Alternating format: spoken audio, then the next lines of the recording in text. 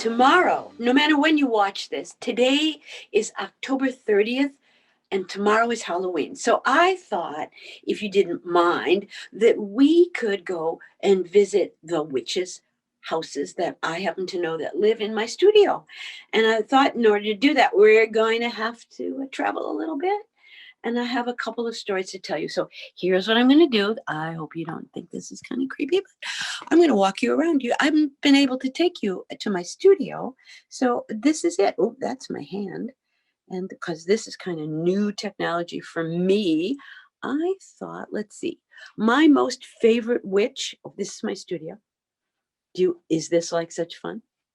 I hope you like it. If you see anything you particularly want to know up close, besides myself, of course, let me know. So here's my studio. We're walking. Let me get this exactly right for you. And okay, first witch up. And this, you may recall, I told your story before. I'm happy to ever tell it again. This is Striganana. Striganana means grandma witch. And in the story that is written by Tommy DiPiola, she has a magic pasta pot, which she lives in my studio. And right next to her is Big Anthony, who is not a witch, but a helper, a really good helper. And I like to think that Striganana is actually his mentor. She teaches him how to do things, particularly how to pay attention, which he's not very good at. So we're going to do a little side swoop here. This is a cat, and a lot of witch stories have cats in them. He's a cat from a story I tell called Peter and the Wolf. Beautiful story, lots of great music. And this is a sleepy teddy bear, and we don't want to wake up that teddy bear because she gets really grouchy. Her name is Theodora. But next to her today is Mrs. Goose. And Mrs. Goose has a baby goose. And we're going to meet baby goose in the story. So walk with me, walk this way. I'm going to walk all the way over here to this side of my studio. And I'm going to put, oops, that's my hand. Hello, hand. Puppeteers need their hands, right? I just didn't need mine in your face like that. Okay, so here we are. Here is our backdrop for our story today. And our story today is about a witch named Agatha. And my favorite thing to make puppets out of are things that remind me of what the puppet does. So there is a myth. I'm pretty sure it's a myth because I've never actually seen a witch on a broom. That's how they fly, which in today's world, wouldn't be a bad way to get around. And then, of course, once you land, you can clean your house. So I like to use things that are reminiscent of what the story is about. So this is not a witch we're going to use today, but it is a witch that I made a while ago. And if you can see, her lovely mode of transportation is a broom. And this is her. She doesn't actually have a name because I've used her in a couple of stories that have witches. So yes, you're thinking? Think about stories that have witches in them. Most of the stories you hear that have witches in them are not great stories. I mean, the witch is not a good witch. That's why I love Striganana, because she's a good witch. She does magic. And a lot of what witches claim to do is to have magic. So she's going to blow you a kiss because my witch is a good witch. And this witch, I think I'm going to call her Hattie, like that hat. And I do have a story about a witch, about not a witch at all, a troll named Hattie. It's a beautiful story. Maybe we should tell it to each other someday. So this one's going to fly away, whoosh, come in for a landing, clear to land. And then she's going to go into my house upstairs and sweep the kitchen floor. Thank you so much. And how could you not call a witch a good witch if she'll clean your kitchen floor? So I wanted to show you another book.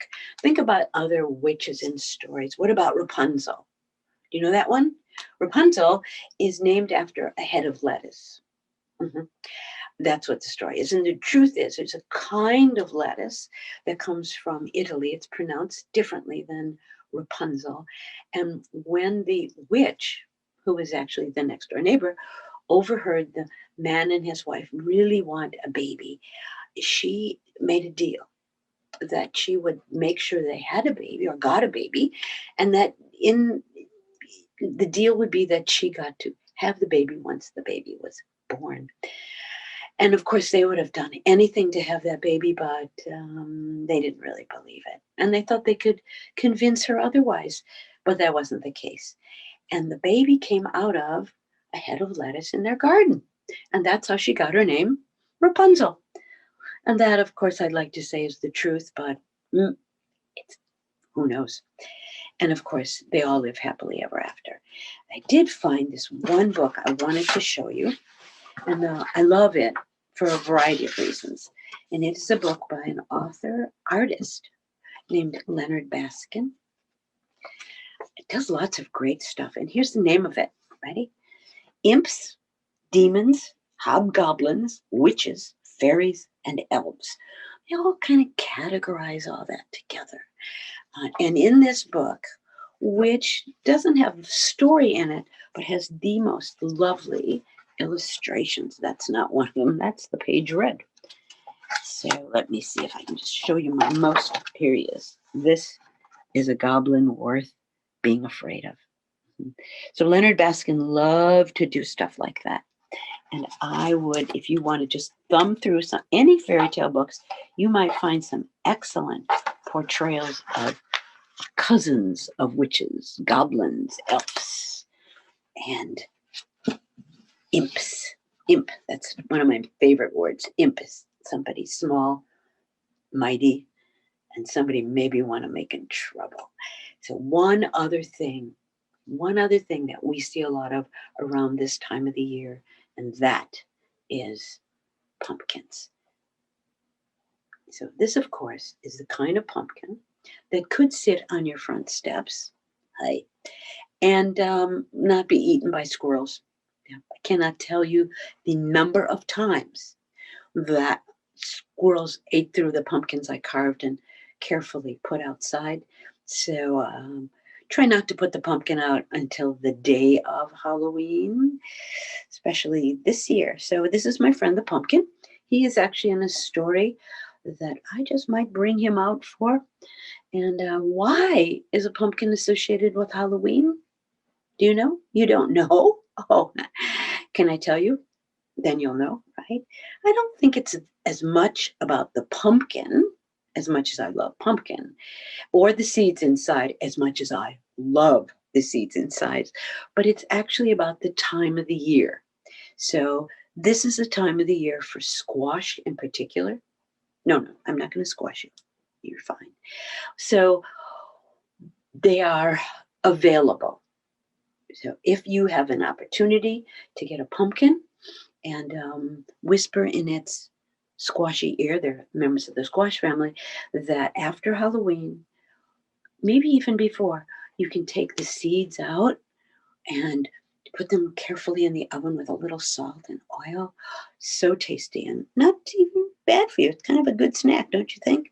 And he would like that to be a good snack. Well, yes, you would, wouldn't you? You bet. Okay. This is my pumpkin. He is not in our story, but I think what I'd like you to do is when you go to the store or when you walk down the street, even if you get to go carefully, safely trick-or-treating and you see a pumpkin, think of our friend here and think how he makes you smile. Lots of fun, the pumpkin. So I am oh, what's he made of? He's made out of a ball. So I'm going to put you over there and get ready for our story. I'd like you to meet the character of our story. And her name is Agatha. Agatha, how do I say this politely? I can't. So I might as well just say the truth. Agatha likes to scare people in particular. She likes to swoop down in the middle of a night and just go boom. And so if you're sitting in your house, looking out the window, or your apartment, looking out the window, or even walking down the street, but it's dark, because Agatha is like an owl. She's nocturnal. She sleeps during the day, and at night, she's up and around. And she doesn't mind scaring people. As a matter of fact, I think she likes it, but her favorite thing to do is is Halloween. So because on Halloween, not only is it the most scary time, and actually some of the people's costumes are even scarier than our friend Agatha, but they're waiting for her to scare them. So Agatha has been with me for a little while, and she's not the scariest witch I have, but she's, I think, the cutest. And so she's going to come up here and meet you because I don't want you to be afraid of Agatha. I'm not. I mean, I know how much mischief she can have. Hello, Agatha. You want to turn around and meet the audience? You want to say, you want to practice boo? Boo. Oh, jeez. I wasn't ready for that. Okay, Agatha. This is Agatha. Agatha, your hat hit me on the nose. Ah, Agatha. So this is our friend Agatha, and here is our setting. So if you excuse me for a second, I am going to draw the setting because everybody needs one, and it's never just dark. Oh, excuse me. Because the story takes place at night, and I want you to be able to see it, I brought the moon, and there she is. So this is what I'm going to do for you. This will be called the nightscape, and we'll put some stars in because Agatha likes to fly among the stars. She does. You just put one or two so you know they're there, and I'm just going to make you a black and white picture. Thanks. And then I'm going to do the skyline. Whoa, let's see. That's a really tall building. We'll put it in a few apartment buildings and a house because somebody wants to live there. I know we got to put some grass in. What do you think? Yeah, I know you're impressed. Who wouldn't be with this fine drawing here? And then we're going to put another one up here, and then the next door neighbor. All right.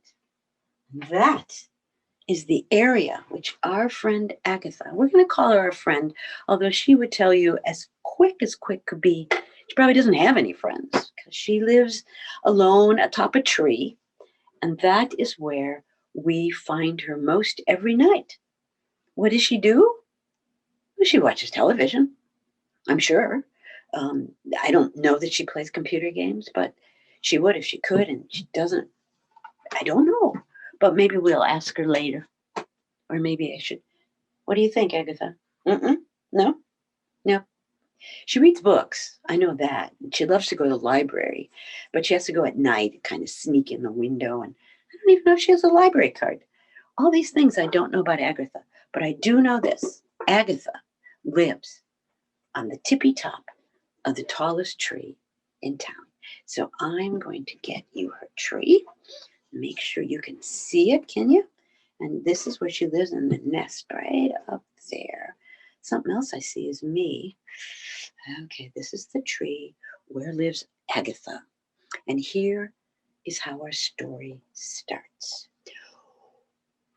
Once upon a time, just as it was about to get cold, I would imagine it would be at the very, very end of the month of October.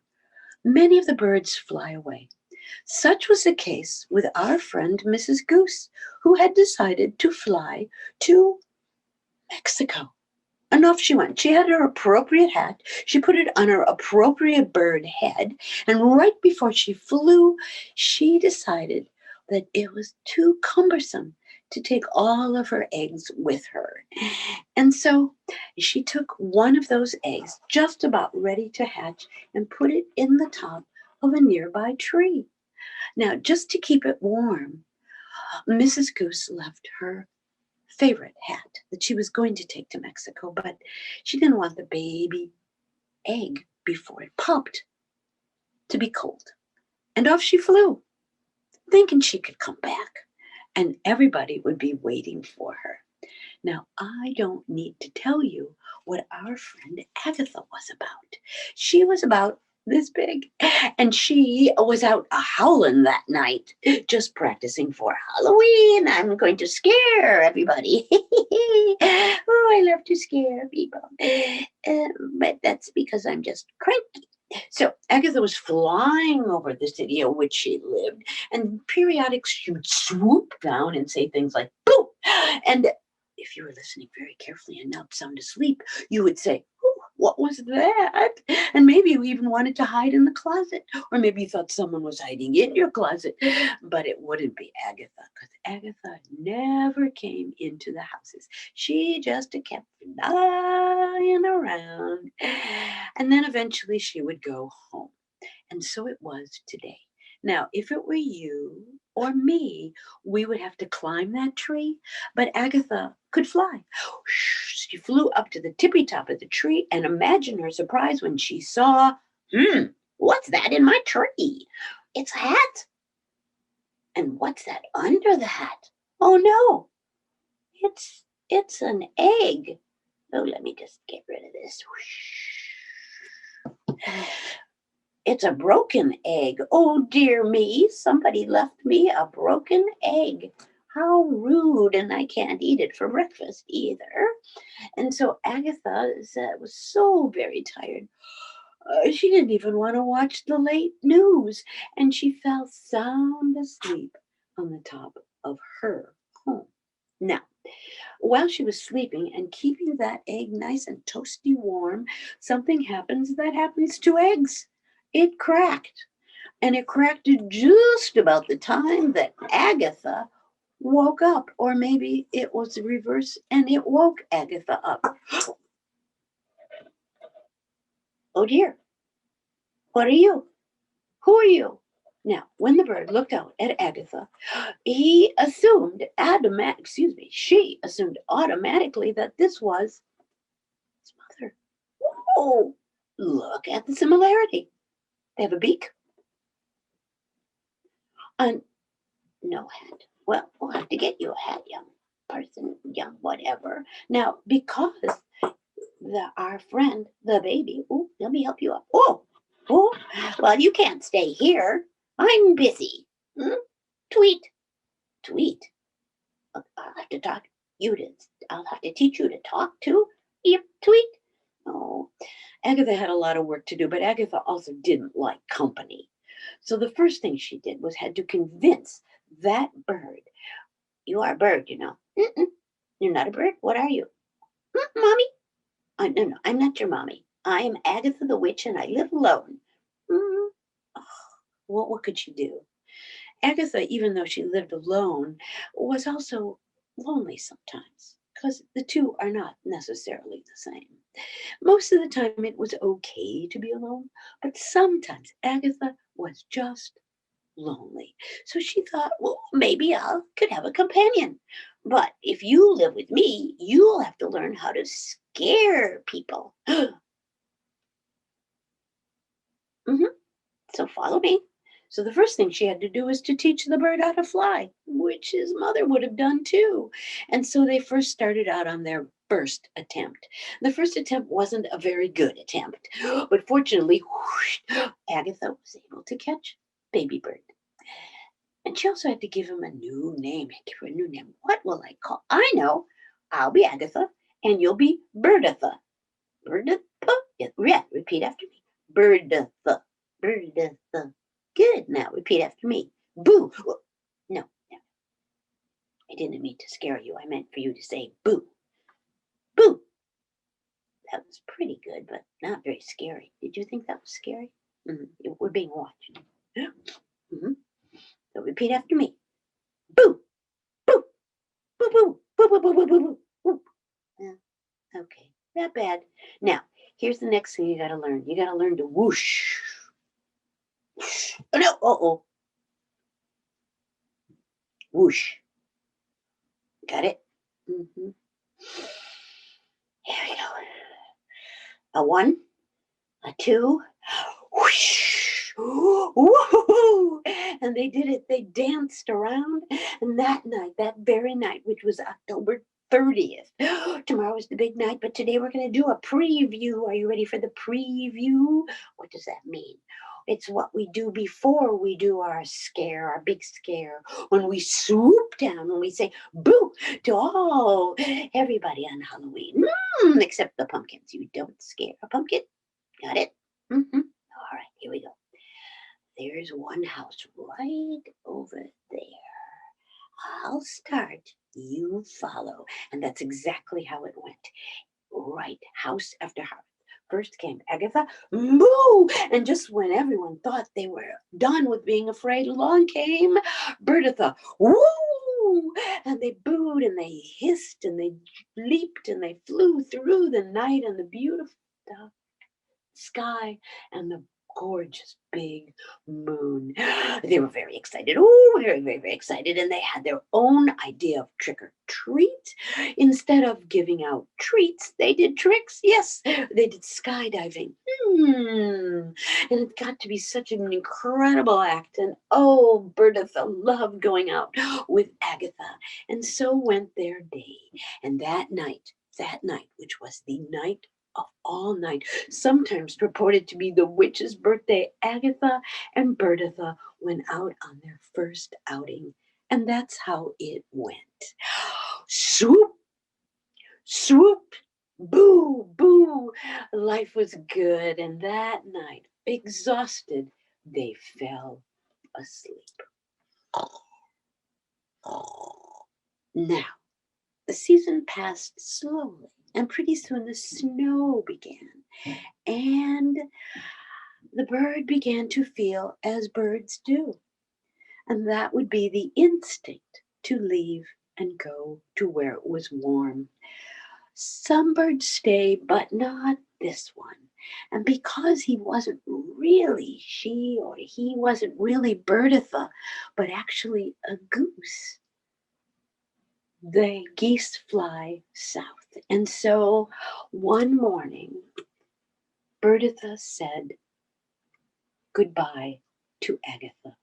Well, I don't care if you're leaving. I was alone before and I'll be alone this time. And Agatha was really so angry and so sad that she decided the best thing to do would just be to be so mad at Bertha that Bertha would leave and Agatha would not miss her. Well, goodbye to you, goodbye to you. You are ungrateful. I taught you how to fly. I taught you even how to find food, how to swoop, how to play, how to watch TV until late at night. And now you're leaving. Well, good riddance to you. Bye. Oh. But Agatha really wasn't happy at all.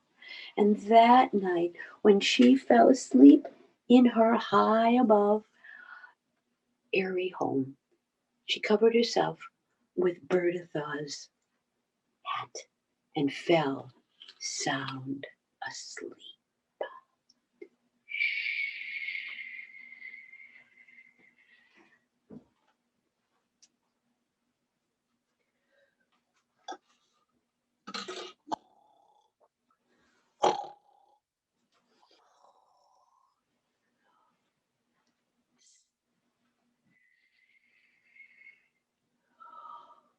The winter passed, and yes, every night, Agatha sometimes went and scared the people. Sometimes. And sometimes she just stayed at home, read a good book, and didn't do much at all. And then came spring, and one day long into the day, Agatha looked up to see the most amazing thing. Swooping down came a very large version of her friend, Bertha. Hi. Bertha, is that you? Mm-hmm. Look at you, how you've grown. Do you remember the things I taught you? And Bertha did. And that night, while the moon was full, maybe it was around October 31st, because birds don't forget, Agatha, this time, climbing on top of that beautiful grown-up bird, swooped into town and with a great delight scared everybody. And this is the last thing I heard her say. Boo! Boo to you! And if you look up in the sky and you see a witch riding on a giant goose, that's our friend Agatha and Bertha. And that, of course, is the truth. Ole. Have a good and safe time every day, and especially on Halloween. And that is our end.